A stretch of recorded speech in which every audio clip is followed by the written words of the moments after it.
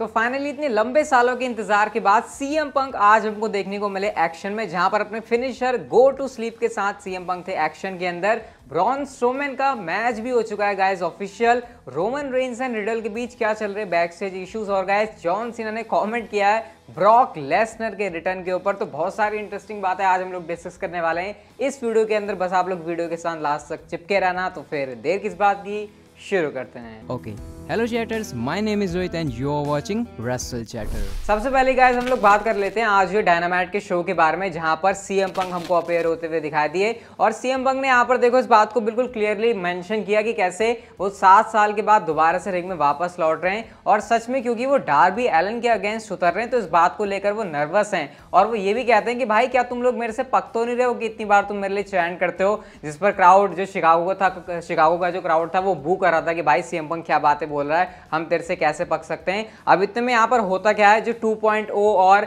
जो Daniel Garcia वो आकर अटैक करने लग जाते हैं सीएम पंक के ऊपर, जहां पर सरप्राइजिंगली सेव करने के लिए भी डार्बी एलन और स्टिंग आते हैं। क्योंकि एक तरीके से इनका प्लान ये होता है ना कि ये सीएम पंक डार्बी एलन के ऊपर अटैक कर देंगे, जिससे ऑल आउट के अंदर इनका मैच नहीं हो पाएगा। यहाँ पर हमको कॉफिन ड्रॉप देखने को मिलती है स्टिंग की तरफ से, उनका फिनिशर देखने को मिलता है। और गाइस पार्कर के ऊपर हमको सीएम पंक का GTS यानी कि गो टू स्लीप देखने को मिलता है, जिस पर शिकागो का जो क्राउड है उसने काफी तगड़ा वाला पॉप भी दिया। यानी इतने सालों के बाद एक पहले वीडियो भी आई थी जहां पर किसी मास्क मैन ने गो टू स्लीप फिनिशर लगाया था, जिसको कहा जा रहा था कि वो सीएम पंक है, और वो सीएम पंक थे नहीं थे, उसके ऊपर तो वो मिस्ट्री बनी थी। लेकिन आज हमको सीएम पंक खुद से अपना फिनिशर इतने सालों बाद लगाते हुए दिखाई दिए, जो कि एक्चुअल में कह सकते हैं काफी एक इंटरेस्टिंग मूवमेंट था। जिसके बाद गाइस क्या सीन बनता है कि CM Punk and Darby Allin face to face भी आते हैं। स्टिंग ने यहाँ पर एक प्रोमो भी कट किया कि कैसे वो सीएम पंक के साथ रिंग शेयर करना चाहते थे। उसके बाद यहाँ पर उन्होंने कमेंट किया कि जो डार्बी एलन है वो रेडी है, जो सीएम पंक है वो रेडी है, वो यहाँ से पीछे हट जाएंगे, वो दोनों के बीच सिर्फ जो एक्शन देखना चाहते हैं,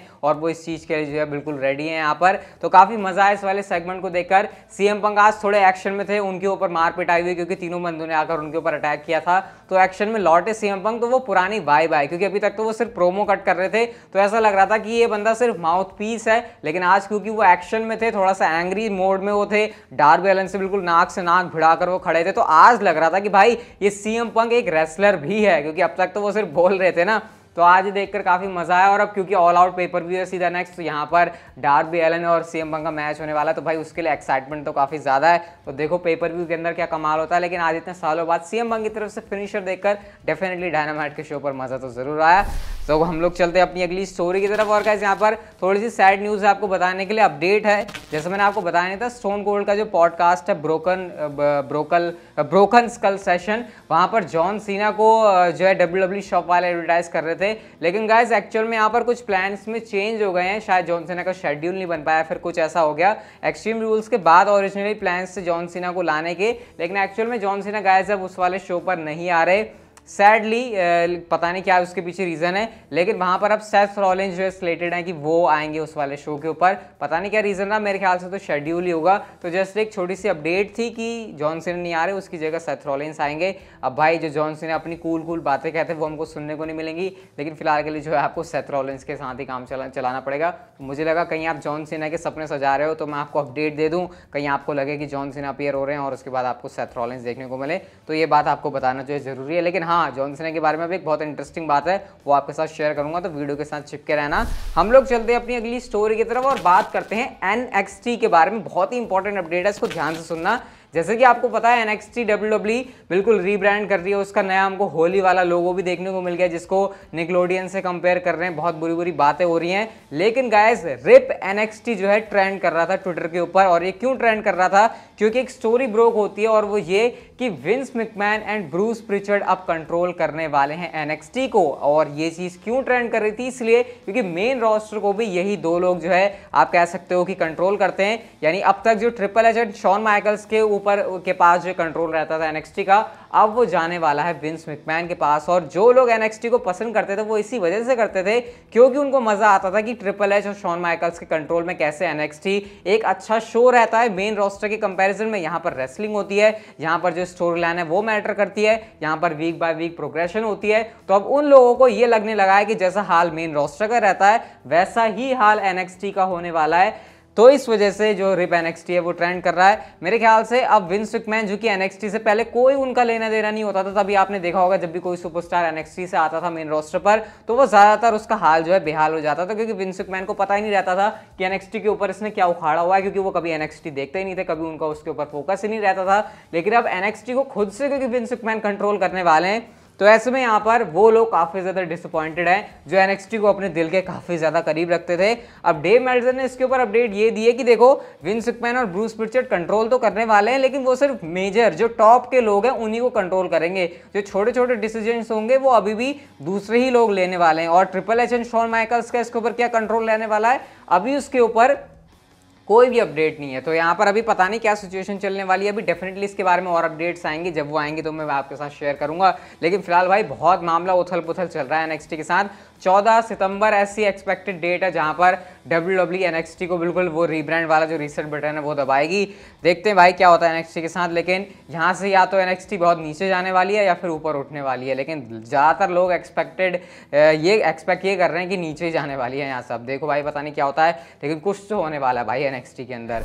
नेक्स्ट गाइस हम लोग बात करते हैं ब्रॉन स्ट्रोमैन के बारे में। तो ब्रॉन स्ट्रोमैन का पहला मैच WWE छोड़ने के बाद ऑफिशियल हो गया है। ये किसी प्रमोशन के लिए नहीं है, बल्कि ये किसी एक आप कह सकते हो यहाँ पर जो free the narrative the monster in us all करके इवेंट है, वहां के लिए Vimeo के ऊपर आप इसे प्री ऑर्डर कर सकते हो October 1 के लिए। और गाइस जो उनका मैच भी है वो अगेंस्ट EC3 है, इंडिपेंडेंट आप कह सकते हो प्रमोशन के लिए। किसी कंपनी के साथ ही मैच नहीं होने वाला, मतलब ऐसा नहीं कि किसी कंपनी के साथ साइन करके उन्होंने कर लिया है। ये एक टाइप से वन ऑफ मैच है। और गाइस जो सुपरस्टार भी है वो कोई और नहीं बल्कि फॉर्मर WWE सुपरस्टार EC3 के अगेंस्ट ही ब्रॉन स्ट्रोमैन का मैच होने वाला है। ट्विटर के ऊपर ब्रॉन स्ट्रोमैन ने इस बात को बताया, उन्होंने ट्वीट करके, जैसे कि आप लोग इस वाले ट्वीट के अंदर देख सकते हो, उन्होंने बताया कि कैसे तुम इसको प्री ऑर्डर कर सकते हो। और ये सीन चल रहा है भाई ब्रॉन स्ट्रोमैन के साथ। और ऐसा लग रहा है कि एक थोड़ा सा ब्रेक लेने के बाद, आपने देखा नहीं कि कैसे वैकेशन पर थे अभी ब्रॉन स्ट्रोमैन, अब दोबारा से रेसलिंग में वापस लौटने का मन बना लिया ब्रॉन स्ट्रोमैन ने। और काफ़ी अच्छा भी लग रहा है देख के कि दोबारा से अपनी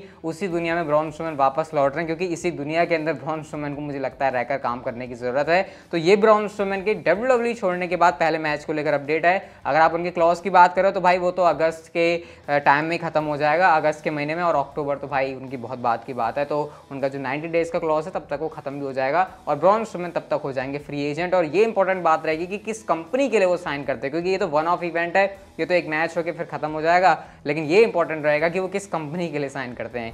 अगली स्टोरी की तरफ गाइस हम लोग चलते हैं और यहाँ पर बात करते हैं रिडल एंड रोमन रेंस के बारे में। तो गाइस अभी आपको पता नहीं है, रिसेंटली रिडल ने रोमन रेंस के बारे में ये कहा था कि रोमन रेंस ज्यादा ही कुछ बातें बोलता है, रियल लाइफ के अंदर तो मैं रोमन रेंस को पटक के रख दूंगा, उसको एक्नॉलेज करने की जरूरत नहीं है, वो कैसे रॉक की वजह से, रॉक से रिलेटेड है इसलिए उसको फायदा होता है। तो गाइस एक्चुअल में बैक स्टेज ऐसी बातें बोलने की वजह से हीट जनरेट हो गई है रिडल के लिए, यानी बैक स्टेज लोगों को ये बातें बिल्कुल भी पसंद नहीं आई है जो WWE के अंदर लोग हैं। और गाइस मतलब इससे ये तो नहीं है कि रिडल को कोई दिक्कत होने वाली है ज्यादा, क्योंकि विंस मैकमैन रिडल को काफी पसंद करते हैं, लेकिन बैक स्टेज से इश्यूज बनने शुरू हो चुके रिडल के लिए। जैसा एक्चुअल में हमको टेलीविजन के ऊपर रिडल का कैरेक्टर नहीं देखने को मिलता कि वो कुछ ज्यादा ही बोलते हैं, रैंडी ऑर्टन को बार बार उनको चुप करवाना पड़ता है, यही चीज उनकी रियल लाइफ के अंदर भी रिफ्लेक्ट कर रही है। अब क्या रोमन रेंस को भी इस बात से दिक्कत है? ये बात तब ज्यादा इंटरेस्टिंग होती है जब हमको रोमन रेंस और रिडल सेम रोस्टर के ऊपर देखने को मिलते हैं, क्योंकि आपको पता है यहाँ पर same roster in the sense same brand के ऊपर, क्योंकि आपको पता है रोमन रेंस एंड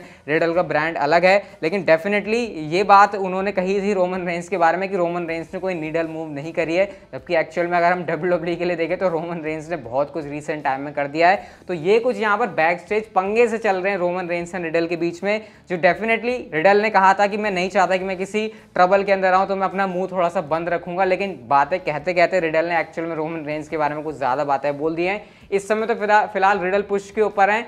कभी कभी ऐसा भी होता है कि सुपरस्टार्स को अपनी बातें बोलने की वजह से उसका पुश रुक जाता है, लेकिन क्योंकि विंस मैकमैन रिडल को भी पसंद करते हैं, रोमन रेंस को भी पसंद करते हैं, तो यहाँ पर काइंड ऑफ धर्म संकट में होंगे रिडल की विंस मैकमैन की क्या करना है उनको इस सिचुएशन में, क्योंकि दोनों ही उनके जो है एक तरीके से पसंदीदा गाय हैं।